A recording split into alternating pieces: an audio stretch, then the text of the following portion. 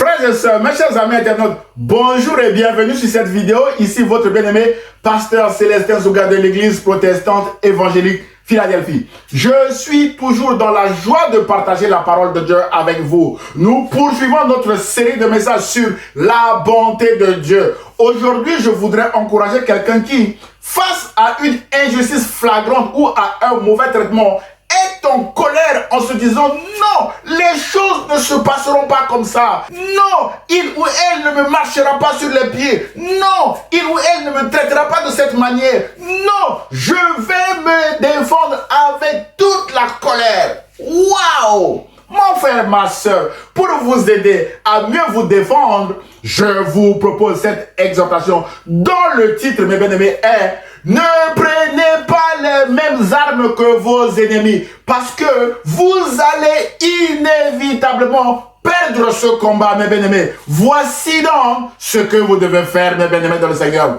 Premier conseil, ne vous mettez pas en colère parce que la colère ouvre la porte au diable d'entrer chez vous. Mon frère, ma soeur, la Bible déclare en Éphésiens chapitre 4, versets 26 à 27 que si vous vous mettez en colère, ne péchez point, que le soleil ne se couche pas sur votre colère. Et ne donnez pas accès au diable, mes chers amis internautes. Mon frère, ma soeur, vous ne connaissez pas quel esprit a poussé votre ennemi à vous attaquer. Certainement pas l'Esprit de Dieu. Parce que l'Esprit de Dieu n'attaque pas les gens, mes bien-aimés dans le Seigneur. C'est pourquoi, soyez prudents et ne vous mettez pas en colère. Parce que la colère ouvre la porte au diable le plus souvent par l'amertume qui vient s'installer dans votre cœur et attriste le Saint-Esprit, mes bien-aimés. Rappelez-vous que le Saint-Esprit et l'esprit d'amertume ne cohabitent pas ensemble. Donc, si vous persévérez dans la colère et l'amertume, mes bien-aimés, le Saint-Esprit s'en ira, frères et sœurs. Et la suite sera une catastrophe pour vous, mes bien-aimés. C'est ce que votre ennemi souhaite. Le diable l'utilise pour vous pousser à bout afin d'ouvrir la porte et qu'il y entre pour vous détruire complètement. Voilà son plan, mes chers amis internautes. Vous voler, vous tuer et vous détruire, a dit Jésus, frères et sœurs. C'est pourquoi, pour vous aider à mieux vous défendre, le psalmiste vous dit ceci: ne t'irrite pas contre les méchants, garde le silence devant l'Éternel et espère en lui. Ne t'irrite pas contre celui qui réussit dans ses voies, contre l'homme qui vient à bout de ses desseins. Laisse la colère, mon frère, ma soeur, abandonne la fureur, dit le psalmiste. Ne t'irrite pas, ce serait mal faire. D'après Somme chapitre 37, verset 1 à 8, mes chers amis internautes, que je vous invite à lire chez vous. Mon frère, ma soeur, les deux auteurs qui vous conseillent ce matin sont David et l'apôtre Paul. Ces deux hommes ont gagné plusieurs combats dans leur vie en appliquant ce qu'ils nous disent, mes chers amis internautes. Alors, ne donnez pas accès au diable en vous mettant en colère, mes bien-aimés dans le Seigneur. Dans votre défense,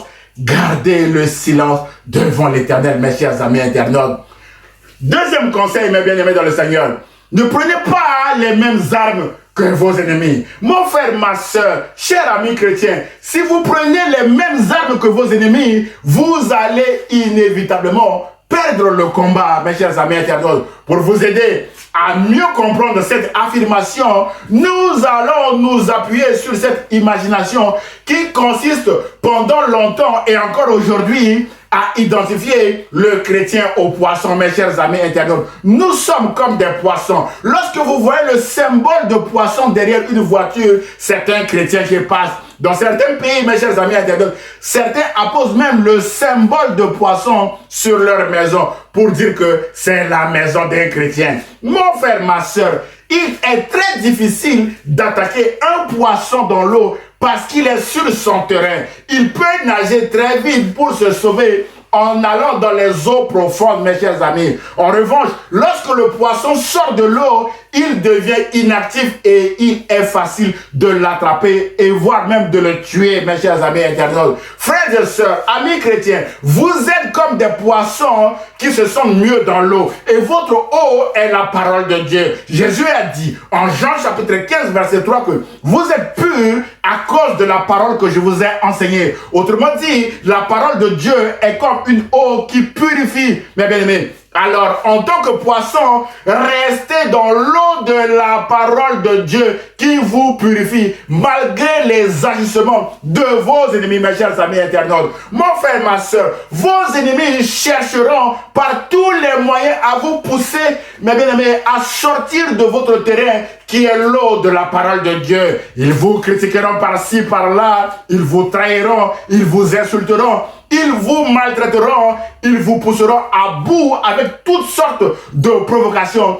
visant à vous pousser à sortir de votre terrain qui est l'eau de la parole de Dieu. Frères et sœurs, mes chers amis internautes, agissez comme de véritables poissons dans l'eau sans vous préoccuper de celui qui vous insulte, de celui qui vous critique en dehors de l'eau. Mes chers amis internautes, aucun poisson ne sort de l'eau si vous l'insultez ou vous le critiquez en dehors de l'eau. Il continuera à nager dans l'eau sans se préoccuper de celui qui l'insulte ou le critique en dehors de l'eau. Mes chers amis internautes, alors, restez dans l'eau de la parole de Dieu et ne sortez pas, s'il vous plaît, mes chers amis internautes. De la même manière que c'est dangereux pour un poisson de sortir de son eau, c'est aussi dangereux pour vous, amis chrétiens, de sortir de l'eau de la parole de Dieu. Mon frère, ma soeur, sortir de l'eau de la parole de Dieu, c'est prendre les mêmes armes que vos ennemis. Sortir de l'eau de la parole de Dieu, c'est rendre le mal pour le mal. Sortir de l'eau de la parole de Dieu, mes chers amis internautes, c'est rendre insulte pour insulte, œil pour œil, dent pour dent, injure pour injure, épée pour épée, mes chers amis internautes. Autrement dit, sortir de l'eau de la parole de Dieu, c'est rejoindre l'ennemi sur son terrain en réagissant comme lui, mes chers amis internautes. C'est alors que vous serez comme un poisson sorti de l'eau et votre ennemi n'aura plus qu'à vous manger avec la sauce de la haine, de la jalousie et de la trahison qu'il a minutieusement préparé, mes chers amis internautes. C'est ce qui était arrivé à Pierre lors de l'arrestation de Jésus, frères et sœurs. Mes chers amis internautes, lors de l'arrestation de Jésus, les ennemis de la croix étaient venus avec des gourdins, des bâtons, des épées et autres armes blanches pour arrêter Jésus.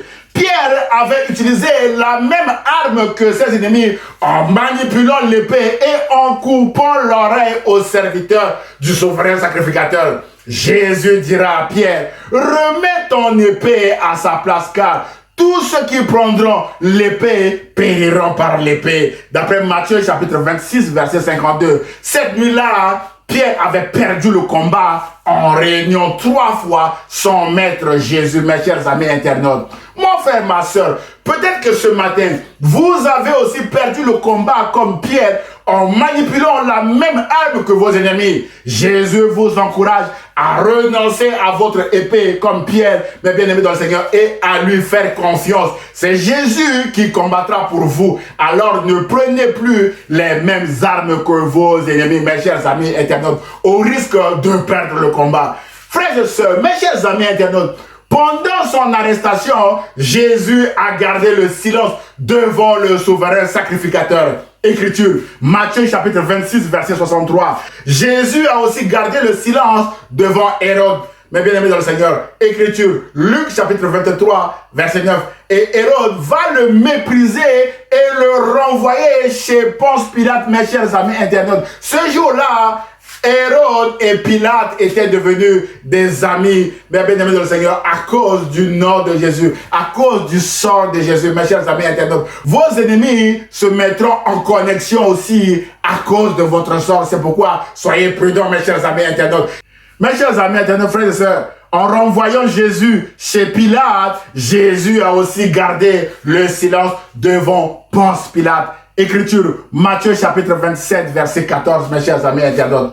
Le silence de Jésus marquera définitivement l'apôtre Pierre qui certifiera en 1 Pierre chapitre 2, verset 23 que lui qui insultait ne rendait pas l'insulte, maltraité ne faisait pas de menaces, mais s'en remettait à celui qui juge justement. Autrement dit, Jésus n'utilisait pas les mêmes armes que ses ennemis. C'est ainsi que Jésus a triomphé de la mort et de toute domination et est ressuscité vainqueur, mes chers amis internautes. Aussi, Dieu a souverainement élevé Jésus au titre de Seigneur pour l'éternité. Et à ce titre, Jésus reviendra, mes chers amis internautes, pour juger le monde. La question est, êtes-vous prêts pour le retour de Jésus, mes chers amis internautes? Jésus reviendra comme roi cette fois-ci, mes chers amis internautes. Voilà jusqu'où le silence de Jésus l'a amené, mes chers amis internautes.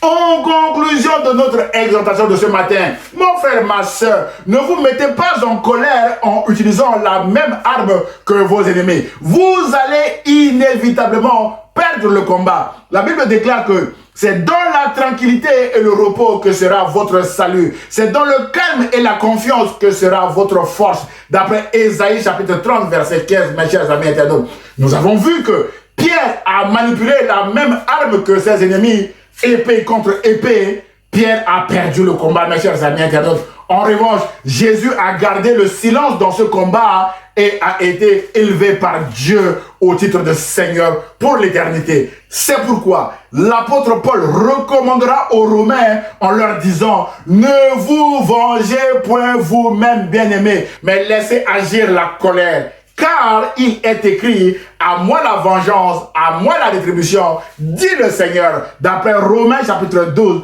verset 19. Ces recommandations, mes bien-aimés, sont aussi valables pour vous et moi aujourd'hui, mes chers amis internautes. Alors, appliquons-la et nous verrons la bonté de Dieu, mes chers amis internautes. Rappelez-vous que votre arme, c'est le silence et la prière, mes chers amis internautes. Prière à Jésus de Nazareth. Et c'est Jésus qui fera le reste, mes chers amis internautes. J'ose espérer que cette exhortation vous a fait du bien. Alors, aimez-la, commentez-la et partagez-la à vos proches. Dieu vous aime et l'Église protestante évangélique Philadelphie vous aime aussi. À très bientôt, mes chers amis internautes. Au revoir et bonnes vacances si vous êtes déjà en vacances, mes chers amis internautes.